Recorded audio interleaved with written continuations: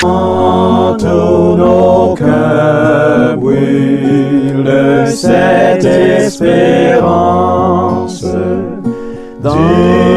retour de notre Sauveur. Différents faits divers nous interpellent et nous incitent à la réflexion. Ils annoncent un événement imminent et d'une grande importance. Mais comment l'analyser?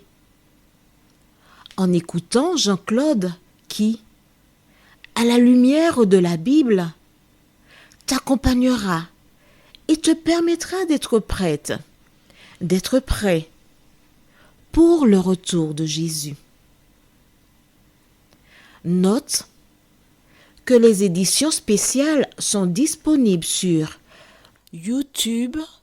Quelle est la réponse 2? Le 2, c'est le chiffre. Je te salue fraternellement en Jésus-Christ, le Sauveur du monde. C'est Jean-Claude qui partage avec toi cette nouvelle série qui s'intitule « Découvrir la vérité ».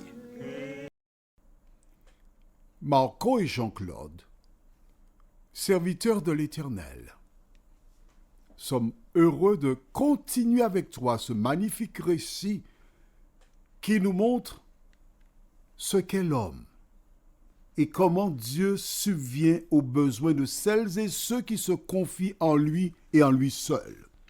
Aujourd'hui, nous verrons « Éleva la voix ». Juste avant, prions notre Seigneur et notre Dieu.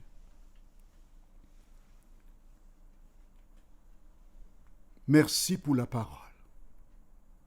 Merci de nous visiter et de nous conduire dans toute la vérité. Cet esprit continue de nous éclairer et aide-nous à adopter les attitudes qui conviennent, nous t'en prions, au nom de Jésus pour ta gloire éternelle. Amen. Dieu déclara à Abraham: fais ce que Sarah te demande. Je ferai d'Ismaël une grande nation parce que c'est ta postérité. Tu n'es pas n'importe qui. Ismaël est un prince. Isaac est un prince. Et un prince, c'est quelqu'un qui est différent des autres. Alors, en entendant l'ordre de Dieu, que fera Abraham? Je voudrais que tu portes une attention particulière à l'attitude d'Abraham chaque fois que l'Éternel lui parle. Il y a des personnes qui remettent à plus tard. Que fait Abraham? Rappelle-toi, nous avons vu précédemment, verset 13, « Je ferai aussi une nation du fils de ta servante, car il est ta postérité. » Dieu rassure Abraham. Dieu lui dit, écoute, tu n'as rien à craindre. Fais ce que te dit Sarah et je m'occuperai d'Ismaël. Que fait Abraham? Lisons les versets 14 à 16. Abraham se leva de bon matin. Il prit du pain et une outre d'eau qu'il donna à Agar et plaça sur son épaule. Il lui remit aussi l'enfant et la renvoya. Elle s'en alla et s'égara dans le désert de Beersheba. Quand l'eau de l'outre fut épuisée, elle laissa l'enfant sous un des arbrisseaux et alla s'asseoir vis-à-vis à une portée d'arc, car elle disait « Que je ne vois pas mourir mon enfant ». Elle s'assit donc vis-à-vis de lui, éleva la voix et pleura.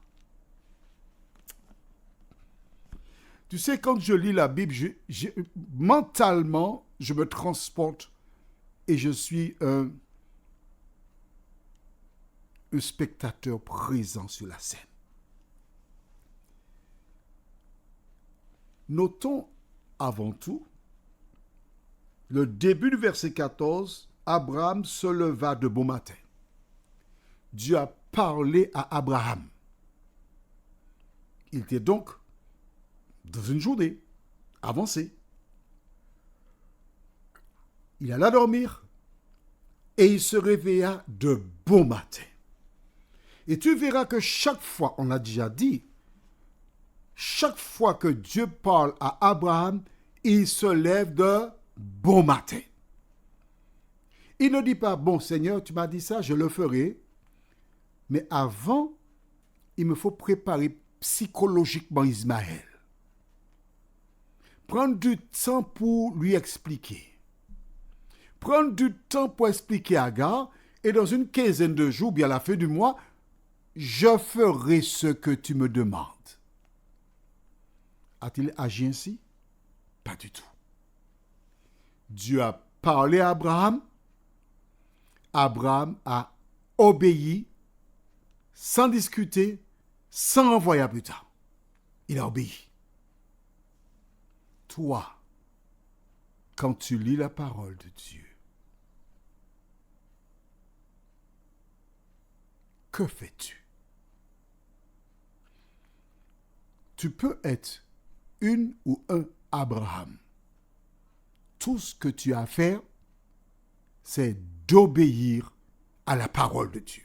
De bon matin, il se levait. Que fait-il? Il donne une outre d'eau. Ça m'a toujours interpellé.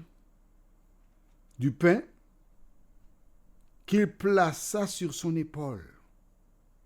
Il ne lui donne même pas un animal de type un chameau pour mettre des vivres. Non.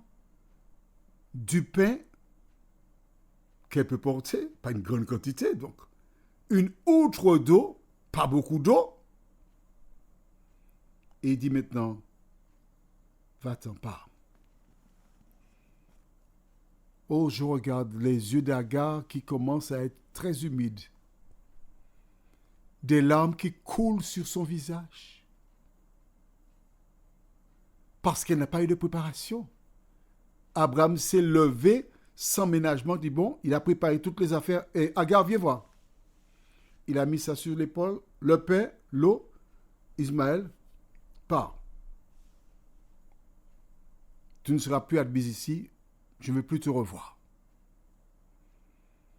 Elle ne comprend pas ce qui lui arrive. Comment comprends-tu ça? Tu es là avec Geneviève. Je ne peux pas faire de la peine à Geneviève, elle sera malheureuse. Il me faut du temps pour la préparer. Je ne peux pas faire ça à Jean-Pierre. Voilà comment tu dois agir. Quand Dieu te parle. Donne-moi du temps.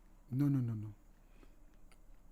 Si nous prenons du temps, nous nous opposons à la parole de Dieu. Si nous prenons du temps, nous disons à Satan, nous continuons de t'adorer pour vivre dans le péché. Si nous prenons du temps, cela veut dire que nous n'avons pas confiance en Dieu, nous n'avons pas la foi. Il faut que tu partes. Agar est parti. Mais que se passe-t-il? La Bible déclare qu'elle arrive quelque part, il n'y a plus d'eau, il n'y a plus de pain. Elle a déposé son fils qui a 13 ans sous un arbrisseau. Elle va vis-à-vis de lui assez loin. Elle dit non, je ne veux pas voir mon fils mourir. Elle commence à élever la voix et à pleurer. Est-ce normal? Pas du tout. Rappelle-toi que Agar vit en compagnie d'Abraham. Agar sait comment Abraham, à l'époque, a laissé son domicile, la patrie. Il est parti. Et Abraham a certainement raconté aux gens, voilà ce que Dieu m'a dit. Et elle connaît Dieu à travers Abraham. Mais là, elle pleure. Pourtant, Dieu avait parlé à Agar. Revenons dans Genèse chapitre 16. C'est bon? Et nous lisons à partir du verset 6. Abraham répondit à Sarah, « Voici ta servante est en ton pouvoir. Agis à son égard comme tu le trouveras bon. » Alors Saraï la maltraita et Agar s'enfuit loin d'elle. L'ange de l'Éternel la trouva près d'une source d'eau dans le désert, près de la source qui est sur le chemin de Shur. Il dit, « Agar, servante de Saraï, d'où viens-tu et où vas-tu » Elle répondit, « Je fuis loin de Saraï, ma maîtresse. » L'ange de l'Éternel lui dit, « Retourne vers ta maîtresse et humilie-toi sous sa main. » L'ange de l'Éternel lui dit, « Je multiplierai ta postérité et elle sera si nombreuse qu'on ne pourra la compter. » L'ange de l'Éternel lui dit, « Voici, tu es enceinte et tu enfanteras un fils à qui tu donneras le nom d'Ismaël, car l'Éternel t'a entendu dans ton affliction. Il sera comme un âne sauvage, sa main sera comme contre tous, et la main de tous sera contre lui, et il habitera en face de tous ses frères. » D'accord? Et voici maintenant qu'elle part, et je lis à nouveau. Là, on laisse le chapitre 16, et nous allons au chapitre 21. Et qu'est-ce qui se passe? Je lis maintenant le verset 16. Et alla s'asseoir vis-à-vis à une portée d'arc, car elle disait que je ne vois pas mourir mon enfant. Elle s'assit donc vis-à-vis de lui, éleva la voix et pleura. Vois-tu, Dieu avait déjà dit à Agar qu'il sera une grande nation. Et voici maintenant en chemin Agar qui pleure parce que pour elle, mon fils va mourir.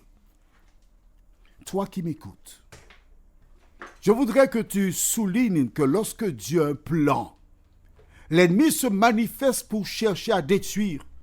Agar a oublié la promesse de l'ange.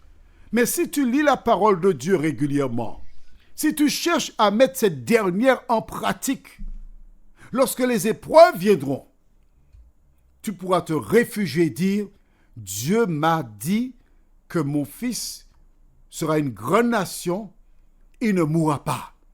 Parce que Dieu n'est pas un homme pour mentir, ni un fils d'homme pour se repentir. Je sais qu'il agira et fera pour le mieux, parce que j'ai confiance en mon Dieu. Toi qui m'écoutes, crois-tu aux promesses de l'Éternel? Crois-tu que Jésus est avec toi tous les jours et cela jusqu'à la fin du monde? Je voudrais partager une chanson qu'interprètent les enfants. Avec Jésus dans mon bateau, je peux rire de la tempête. Prions. Notre Seigneur et notre Dieu, à travers l'histoire de la Bible, nous voyons que rien n'est facile. Nous découvrons comment tu agis dans nos vies. Voici cette femme qui avait reçu une assurance, mais qui, à la première épreuve, remet tout en question. Aide-nous à ne pas faire comme elle, nous t'en prions, au nom de Jésus et pour ta gloire éternelle. Amen. Que l'Éternel continue de te bénir.